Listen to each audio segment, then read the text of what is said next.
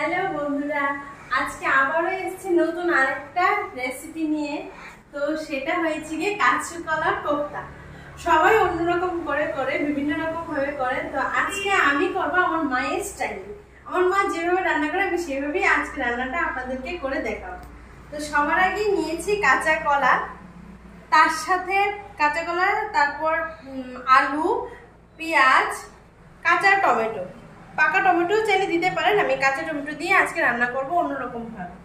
তার সাথে আছে দই, আছে আদা রসুনের পেস্ট, আর এতে আছে কাঠদানা, এলাচ আর স্টার, আর এখানে তেল, এখানে আছে লবণ, এখানে আছে সামান্য চিনি, আর এখানে আছে হলুদ, আছে লঙ্কা গুঁড়ো, এখানে কাশ্মীরি রেড চিলি পাউডার, এখানে ধনে, আর এখানে হচ্ছে জিরে পাউডার।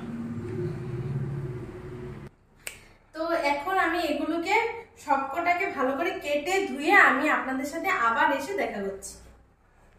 আমি এই সবকিছু কেটে ছিলে ধুয়ে নিয়ে এসেছি। এবার আমি কলাটাকে এখানে গ্রেট করে নেব। তো এটাতে আমি করছি ছোটটাই, বড়টাই করলে ভালো লাগবে না, ছোটটাই করছি যাতে ভালো করে ম্যাশ হয়ে যায়। ঠিক এইভাবে করে নেবে।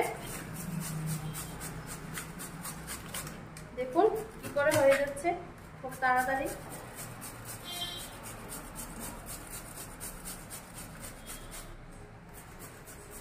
আমি এরকম ভাবে সবকটা একসাথে করে নেব।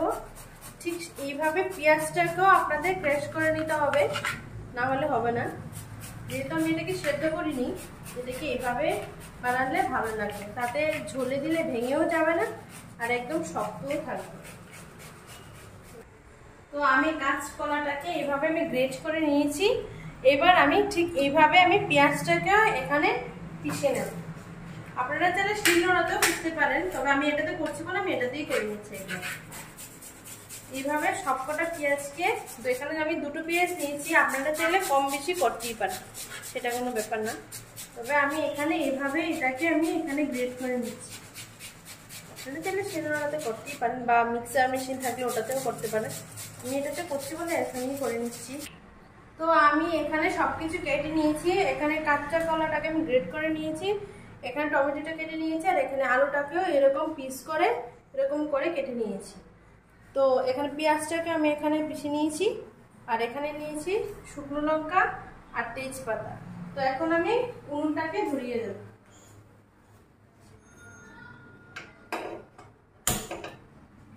এখানে কড়াটা গরম হতে হতে আমি ততক্ষণে কাঁচা কলাটাকে আমি এখানে বেসন দিয়ে মিশিয়ে নেব।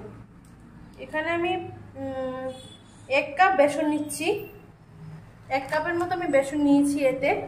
তার সাথে আমি এখানে নেব 1/2 চামচ হলদি গুঁড়ো,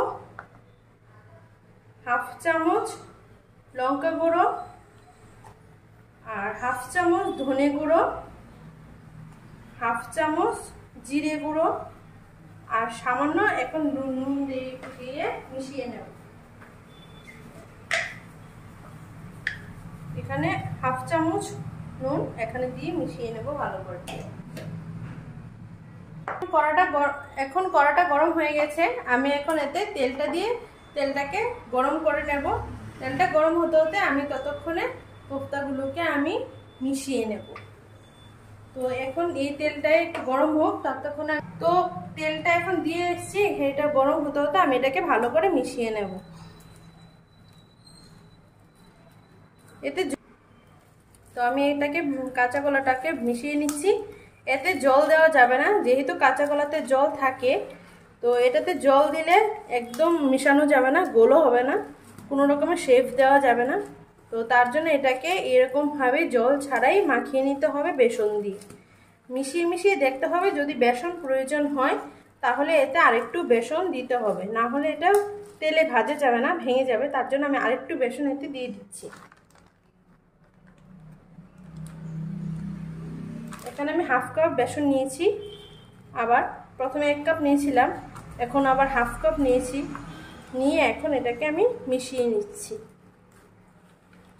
ভালো করে মিশিয়ে নিতে হবে বেসনটার সাথে, না হলে ভাজা যাবে না, ভেঙে যাবে। তো এখন ভালো করে বেসনটার সাথে ভালোভাবে মিশিয়ে নিতে হবে। আমার পুরো মেশানো হয়ে গেছে বেসনের সাথে, একদম আঠালো করে মাখিয়ে নিয়েছি।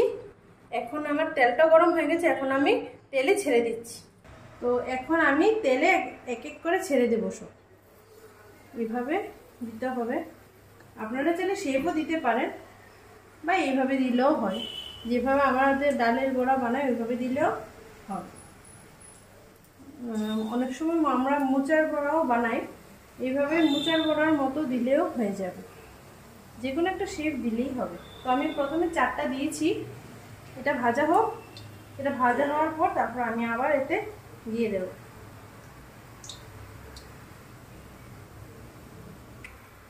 তো এখন এই 4টা দিয়েছে, আঁচটাকে একদম কম ফ্লেমে রাখতে হবে। যদি বেশি বাড়িয়ে দিলে এটা একদম জ্বলে যাবে। তো একদম ফ্লেমটাকে একদম কম করে দিয়ে তারপর হালকা করে ভাজতে হবে। আর এইভাবে একবার উল্টে দিতে হবে, তাহলে দুটো সাইড ভালো ভাজা হবে। দেখতেই পাচ্ছেন এইভাবে একদম আমার উল্টে যাচ্ছে, কোনোভাবে লেগেনি আর একদম কালো হয়ে যায়নি। যদি আপনারা বাড়িয়ে দেন তাহলে কালো হয়ে যাবে আর ভাজাটাও ভালো ভিতর দিয়ে ভাজা হবে না। তো ফ্লেমটাকে কম করে দিলে ভালো করে ভাজাটা হবে। আর এক সাইড হালকা ভাজা হয়ে গেলে আমি অপর সাইডে উল্টে দিয়েছি। আপনারা চাইলে এতে ডিমও ইউজ করতে পারেন, আমি ডিম দিইনি। চাইলে মেশানোর সময় বেসনের সাথে একটু ডিমও দিতে পারেন, তাহলে ভালো হবে। আমার ভাজা হয়ে গেছে। তো আপনারা যেভাবে পেঁয়াজি বানান বাড়িতে ওইভাবে ভাজলেই হবে।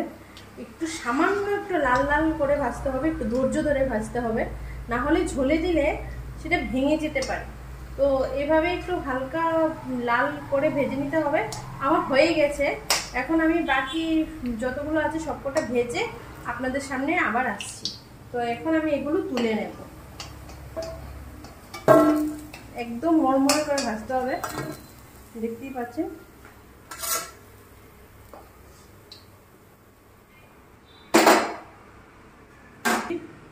আমি আবার দিয়ে দিচ্ছি, আবার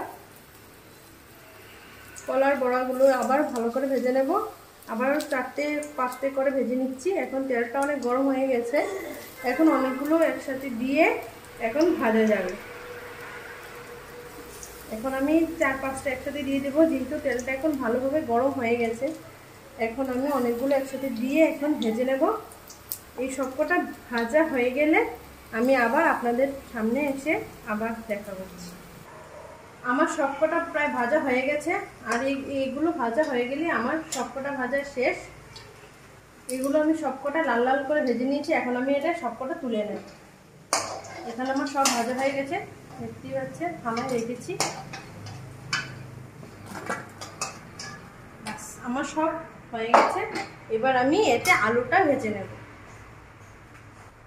তো এখানে আমি আলুটা দিয়ে দিচ্ছি গরম তেলের মধ্যে, ভালো করে ভেজে নেব।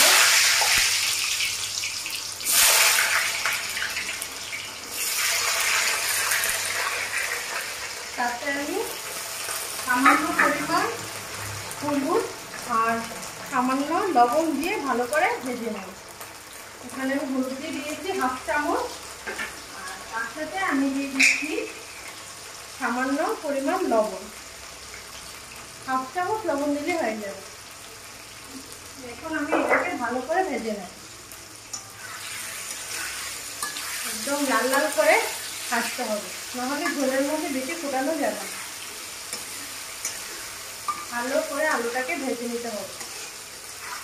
আপনারা চাইলে আলুর অন্য শেপও দিতে পারেন, ছোট ছোট করে দিতে পারেন, যার যেরকম ইচ্ছে। এরকম তবে এরকম দিলে একটু ভালোই লাগবে, দেখতেও ভালো লাগবে এবং খেতেও ভালো লাগবে। তো আলুটা আমি ভালো করে ভেজে নিয়েছি। যেহেতু আমি মশলার সাথে বেশি ভাজতে পারবো না, ঝোলে সেদ্ধ করতে পারবো না জলের মধ্যে, তো তার জন্য আমি এটাকে একদম সেদ্ধ করার মতো আমি ভেজে নিয়েছি, পুরো লালচে করে। এখন আমি এটাকে তুলে নিচ্ছি, তুলে তারপর আমি ফোড়ন দেব।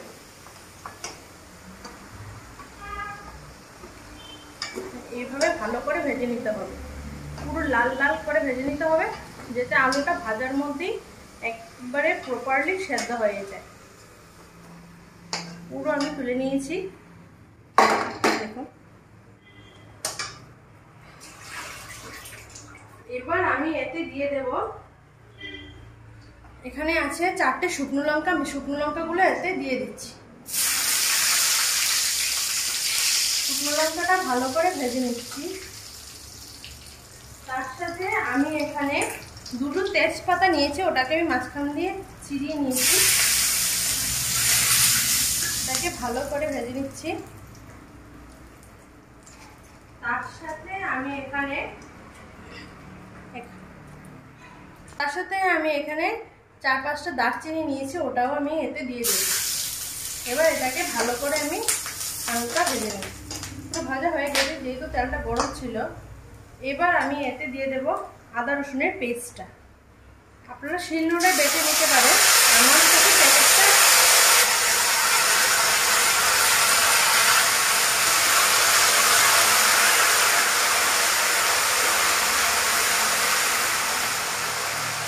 এবার আদা রসুনটাকে পেস্ট করে ভালো করে ভেজে নিয়েছি। আদা রসুনের পেস্ট ভাজা হয়ে গেছে। এবার আমি এতে দিয়ে দেব পেঁয়াজ, যেটা আমি বেটে রেখেছিলাম ওটাকে আমি দিয়ে দিচ্ছি। পুরোটাই দিয়ে দেবো এতে। এটাকে ভালো করে এইভাবে ভেজে নিতে হবে, না হলে কাঁচা গন্ধটা রয়ে যাবে। তেলের মধ্যে ভালো করে পেঁয়াজটাকে ভেজে নিতে হবে ততক্ষণ যতক্ষণ না তেলটা ছাড়ছে। তেলটা ছাড়লে তারপরে আমি সেটাকে নামিয়ে নেব। তারপরে এতে আমি দিয়ে দেব টমেটো।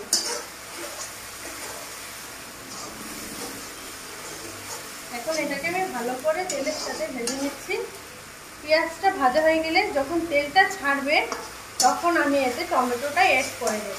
আপনারা তো পেঁয়াজটা ভাজা হয়ে তেল ছেড়ে দিয়েছে। এবার আমি এখানে কাঁচা টমেটোটা দিয়ে দেব। আপনারা চাইলে এখানে পাকা টমেটো দিতে পারেন। আমি কাঁচা টমেটোটা দিয়েছি, কারণ আমি কাঁচা টমেটোটা দিয়ে দিলাম।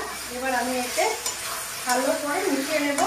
যতক্ষণ না টমেটোটা গলে যায় ততক্ষণ পর্যন্ত এটাকে একটু ভালো করে ভেজে একটু সেদ্ধ করে নেব। আমি এটাকে ভালো করে ভেজে সেদ্ধ করে নিই। তারপরে এতে আমি বাকি মশলাগুলো অ্যাড করব। আপনারা চাইলে পাকা টমেটো দিতেই পারেন। আমি কাঁচা টমেটোটা দিয়েছি, তাতে খেতে খুব ভালো হয়, একটু ভালো টক টক ফ্লেভার আছে, বেশ ভালো লাগে। আমি এতে একটু সামান্য পরিমাণ জল দিয়ে দেব, যাতে টমেটোটা ভালো করে সেদ্ধ হয়ে যায়।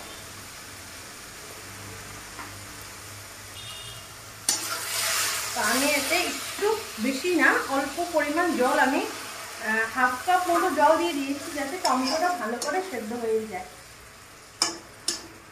তাতে আমি একটু লবণ আর একটু হলুদ এতে দিয়ে দেব। আমি 1 চামচের মতো লবণ দিয়ে দিচ্ছি, আর এর সাথে 1/2 চামচ হলুদ দিয়ে দিচ্ছি। এবার আমি এটাকে মিশিয়ে একটু সময় সেদ্ধ হতে দেবো, যাতে কাঁচা টমেটোগুলো ভালো করে গলে যায়। এগুলো গলে যাওয়ার পর তারপরে এতে মশলাগুলো আমি অ্যাড করব। আমার ওটা সেদ্ধ হতে হতে মশলাটা, টমেটোটা সেদ্ধ হতে হতে আমি এখানে দইটা নিয়ে নিচ্ছি। আপনারা চাইলে ঘরে পাতা দইও নিতে পারেন, তবে মিষ্টি দই নেওয়া যাবে না। এখানে আমি 1/2 বাটি পরিমাণ দই নিচ্ছি। এখানে আমি 1/2 বাটি দই নিয়েছি, 1 বাটি থেকে সামান্য পরিমাণ কম। এখন আমি ওই মশলাটা হয়ে যাওয়ার পর আমি এটা দিয়ে দেব। তো এই দইয়ের মধ্যে আমি এখন 1.5 চামচ জিরে দিয়ে দিচ্ছি। এটা আমার ভাজা জিরে, আমার মা ঘরে বানায়। আপনারা প্যাকেটের বা শিলনোড়া বেটেও দিতে পারেন। এখানে ধনে, এখানে আমি ঠিক 1.5 চামচ ধনে দিয়ে দিচ্ছি। আর এখানে লঙ্কার, যেহেতু আমার কাছে এতটা আমি সবজি বানাচ্ছি না, আমি এখানে ঝাল আমার স্বাদ পরিমাণ মতোই 1 চামচ দিয়ে সামান্য অল্প একটু দিচ্ছি, মানে 1/2 চামচ না, একবারে কম, অল্প। আর তার সাথে আমি 1/2 চামচ হাফ চামচ হলদি দিয়ে দিয়েছি, আর তার সাথে 1 চামচ রেড চিলি পাউডার। 1 চামচ দিয়ে সামান্য করে আরেকটু দিয়ে দিচ্ছি, আমি হাফ চামচ দিয়ে দিচ্ছি, 1.5 চামচ রেড চিলি পাউডার দিয়ে দিয়েছি। তো এখন এটাকে আমি চামচ দিয়ে ভালো করে মিশিয়ে, তার সাথে আমি এখানে 1 চামচ একটু মিষ্টি মিষ্টি হওয়ার জন্য 1 চামচ চিনি দিয়ে দিয়েছি। আপনারা চাইলে এটা দিতেও পারেন, নাও দিতে পারেন, বা তার থেকে কম দিলেও কোনো সমস্যা নেই। তো এবার আমি এটাকে ভালো করে দইয়ের সাথে মশলাটাকে মিশিয়ে নিচ্ছি। আপনারা ঝালটা পরিমাণ মতো দেবেন, মশলাটা আপনাদের নিজের মতো করে দেবেন, বেশি দিতেও পারেন আবার কমও দিতে পারেন, বা শিলনোড়ায় বেটে কাঁচা লঙ্কাও এতে ব্যবহার করতে পারেন। আমি এতে শুকনো লঙ্কা দিয়েছি, যেহেতু রান্নাটা একদম সাদামাটা, তার জন্য আমি এখানে একটু লাল লাল হওয়ার জন্য আমি একটু কাশ্মীরি রেড চিলির পাউডার ইউজ করেছি। আর আপনারা এতে চাইলে কাঁচা লঙ্কা দিতেই পারেন, আর কাজু বাদাম এতে পেস্ট করে দিলে আর একটু ভালো লাগবে। আমি এখানে কাজু বাদাম দিইনি, যেহেতু আমার মায়ের কোলেস্ট্রল আছে, তার জন্য আমি বাদামটাকে অ্যাভয়েড করেছি। এখন আমি ভালো করে দইটাকে এইভাবে ফেটিয়ে নেব মশলাটার সাথে। তো মশলাটা আমার ভাজা হয়ে গেছে, টমেটোটাও ভালো সেদ্ধ হয়ে গেছে।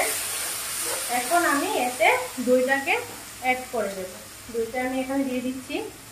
দইয়ের মশলাটাই আসল মেইন, ওটা ভালোভাবে না দিলে রান্নাটা একদমই ভালো লাগবে না, এটাই মশলাটাই এখানে আসল। তো এখানে দইটা দেওয়ার পর আমি এইভাবে একটু মিশিয়ে নেব মশলার সাথে। তার সাথে আমি এবার দইটা দিয়ে দিয়েছি, এবার এটাকে ভালো করে মিশিয়ে একটু ফুটতে দেব।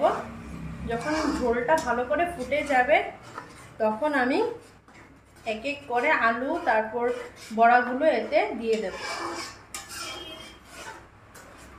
এভাবে ভালো করে মিশিয়ে একটু ঝোলটাকে একটু ভালো করে ফুটতে দিতে হবে। এভাবে একটু নেড়ে দিতে হবে, না হলে নিচে লেগে যাবে। ঝোলটা যখন ফুটে যাবে তখন আমি সবার আগে আলুটা দেব, তারপর আমি বড়াটাকে এতে অ্যাড করব। তো আমার ঝোলটা এইভাবে ফুটে গেছে, এরকম ভাবে ভালো করে ফুটে গেলে তো আমি এবার এতে আলুটা সবার আগে দিয়ে দেব। এইভাবে আলুটাকে আমি দিয়ে দিচ্ছি, বড়াটা একটু পরে দেব। আগে আমি আলুটাই আগে দিচ্ছি, আলুটাকে আগে মশলার সাথে ভালো করে মাখিয়ে নেব। এভাবে ভালো করে মিশিয়ে নেব আলুটা। কাঁচা টমেটোটা দিলে আলুর সাথে টমেটোটা ভালো খেতে লাগে, আর পাকা টমেটো দিলে সেটা গলে যায়, কিন্তু কাঁচা টমেটোটা দিলে সেটা গলে না, খুব ভালো লাগে। সাথে সাথে যখন মাখাবো তখন ভালো লাগবে। আপনাদের বাড়িতে যদি কোনো গেস্ট আসে চটজলদি এই রান্নাটা খুব ভালো হয়। যদি বাড়িতে সব উপকরণ, এগুলো সবার ঘরেই থাকে, এই উপকরণগুলো একদম চটজলদি এই রান্নাটা হয়ে যায়। আমারও বেশিক্ষণ সময় লাগেনি, দেখতেই পারছেন তাড়াতাড়ি আমার এই রান্নাটা হয়ে গেছে। এবার ঝোলটা ফুটে গেছে, এবার আমি এতে বড়াটা আমি এখানে দিয়ে দিয়েছি, দেখতেই পাচ্ছেন সবকটা বড়া আমি এতে ঝোলের মধ্যে ছেড়ে দিয়েছি। বড়াটা না ছাড়লে ঝোল মশলা কিছু ঢুকবে না, তো তার জন্য আমি বড়াগুলো ছেড়ে দিয়েছি ঝোলের মধ্যে। এখন ঝোলটা একটু ভালো করে ফুটে নিলেই, মশলাটা ঢুকে গেলে বড়াগুলোর ভেতরে, তারপর সেটাকে আমি নামিয়ে নেব। তো আরেকটু ঝোলটা আরেকটু শুকিয়ে যাবে, তারপর আমি এটাকে নামাবো। আরেকটু হবে, এটা আরেকটু হয়ে গেলে ঝোলটা আরেকটু শুকিয়ে যাবে, তখন আমি এটাকে নামিয়ে নেব। আপনারা আপনাদের প্রয়োজন মতোই ঝোল রাখবেন, দরকার পড়লে একদম শুকিয়ে নিতে পারেন, বা আর একটু ঝোল আর একটু বেশিও রাখতে পারেন। তো এটা এখন ভালো করে সেদ্ধ হচ্ছে, এখন বড়াটার ভেতরে ঝোলটা ঢুকছে, আলুটার ভিতরেও ঢুকছে। এবার প্রায় মোটামুটি হয়ে এসছে।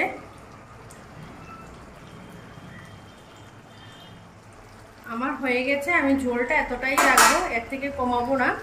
আপনারা চাইলে আরেকটু ঝোল বেশি রাখতেও পারেন, বা আরেকটু শুকিয়েও নিতে পারেন, তাতে টেস্টের কোনো রকমের কোনো প্রবলেম হবে না। তো আমি এবার এখন আমি গ্যাসটাকে বন্ধ করে দিচ্ছি।